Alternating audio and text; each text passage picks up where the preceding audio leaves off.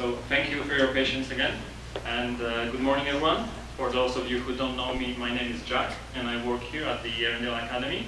And today it is my pleasure to welcome you all to the second edition of AI and Education Conference.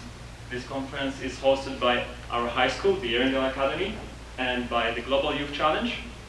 I am very excited for the collision of ideas that is about to happen today. We have great speakers, professors from the best universities, and also students from the best universities, also professionals from top companies. So the plan for today, we will start with 10 minutes presentations.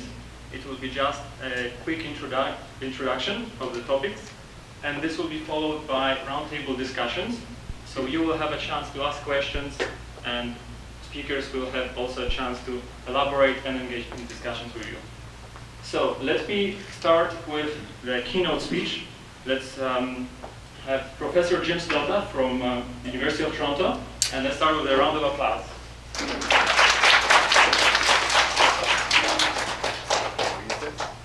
you give us 2 minutes? Tell us when it's 2 minutes? Yeah, okay. I have my notes here, but I don't have my glasses, so give my keynote comments. My pleasure to be here, and thank you very much for the invitation to this important, timely, highly relevant meeting that brings together AI and education. And I see here in the audience many voices from students, from teachers, from industry, from school leaders, that all of us have an awareness that something big is happening in the world with this new moment of AI. And I've been very struck by this moment as something not quite unique. I'm going to talk a little bit later about 3 moments that I remember in my life that are important. But first, just to mention that AI itself is not a new thing. AI obviously has been around 70, 80 years, but even in the last 30 or 40 years, we've had some of these technologies. I was programming neural networks 30 years ago. Right? What we've known as AI in the most recent decades has been machine learning, latent semantic analysis, and some of these technologies have been the more forefront of AI. But neural networks have been exciting to scholars for that thing. These things have been exciting for a while. They just haven't been delivered as what we've seen this last year or two.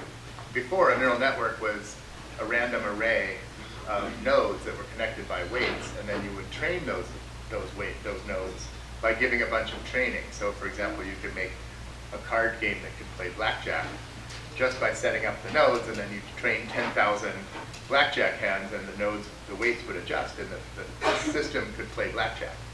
So that's where neural nets were. They were landing autopilots on airplanes. They were doing special purpose, playing chess, right?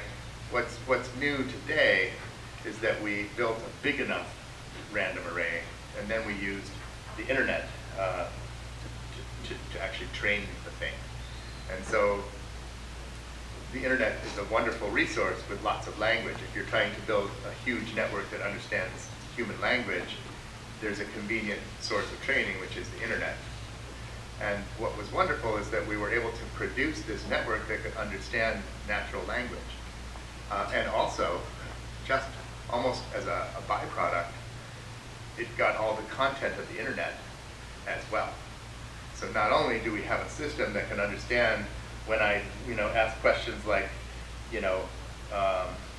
what kind of tattoo should I get, right? Or why do people think bacon is a good flavor for donuts?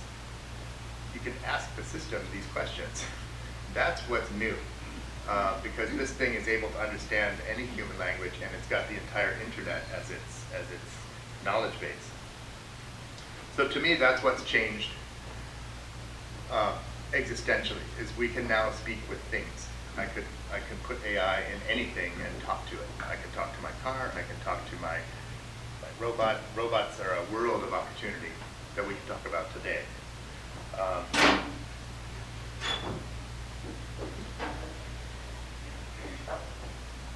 So what will this do for humanity?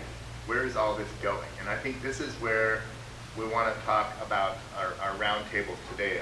I love the topics, just looking around the room and seeing all of the intercultural and the empathy, artificial empathy, and teaching and learning. These are all questions that are wide open. And I mentioned earlier that I remembered 3 of these moments in my professional career. In fact, they sort of defined my professional career. And the first of these dates was 1994. In 1994, I was just finishing my PhD, and I was 30 years old, and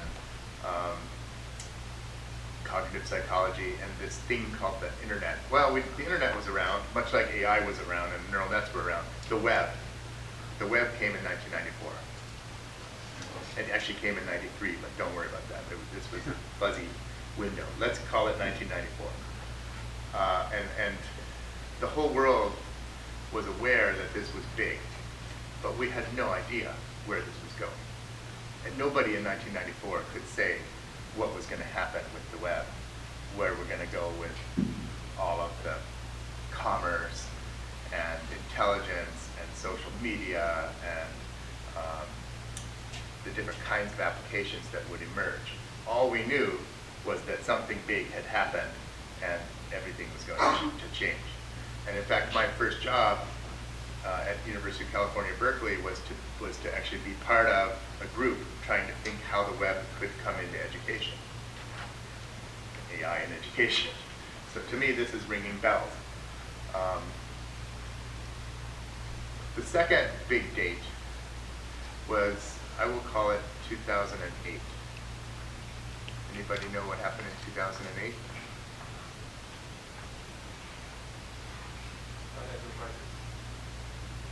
We got these. And again, we all went to the store and bought one of these because they were cool, because they could do the web, and they could do a map, and they could, I don't know, they could do visual voicemail. But nobody knew what was going to happen with these. And now you go to a bus station, what do you see? All of you will be like this. You're going to go to the airport, you're going to go to the baseball game, you're going to go to the Olympics. See this, you've got your kids growing up on these things. Nobody knew in 2008 what was going to happen with these, but we all knew that this was big. We all knew this was something. And I think the same is true in 2023. So for me, it's 94, 08, 23. Maybe there'll be another one in 39 or something, but I feel the same way right now about 23 as I did in 08, as I did in 94. We know it's big, we know it's going to be something, but we really don't and probably can't know what it's going to be. Anybody that can predict they're going to be a billionaire, first of all, so go make a company. But we do know a lot of people are excited about this, and a lot of people are going to be trying to do things with this, and over time, big things are going to happen. What can we look at for hints? So Marshall McLuhan is a famous scholar from Toronto. He's a futurist, or was. He's no longer with us, but he was famous for many reflections about media, including about the internet before the internet was even real. And he was famous by saying that when a new media comes, along, what we're going to do with it will be we'll do the old practices. So with television, when we first got television, nobody knew what to put on a television. There wasn't such a thing as television. So what they would put on television was they would film theater, and they put that on television. It's the best thing they had. They didn't know about separating the visual from the audio signal or any of that stuff. That all came with the media. But first, when the media comes, you do the old thing. Okay, so you could probably look at the web in 94. What are the first things we did with the web? Is we started using it like a big file server. You're going to go to a HTTP and get a file and put it to your computer, and you could link to another file. So we started inventing, hypertext, which is exactly the kind of systems and tools that were being invented before the web came along. With the phone, what do we use it for? Probably make a phone call, right? The old practices, until then we start finding out what the new practices are going to be. So I guess going into today, if I'm going to set a keynote, part of it will be historical, and to say, we've been through this before, we've watched it change the world, we watched the web change the world, right? We've watched the phone change the world, and we're going to watch the AI change the world. We just don't exactly know how, but we can say a few things, which is the first thing we're going to do is we're going to use it to do the old stuff that we were doing before, because we don't really know any of the new stuff. And we're going to have to wait some time. And only after some time has passed, we're going to start seeing some of these new practices emerge, and then you're going to watch how the AI shows up in your breakfast table and your communications with your kids and everything else in the world. So thank you very much for this opportunity to get us going. I'm looking forward to the presentations now coming, and also to the roundtable or square table discussions, which I'm guessing will not include AI. That's probably the last year or two that'll happen, right? 2 years from now, AI is going to be in this table somehow. So on that, I'm going to hand over.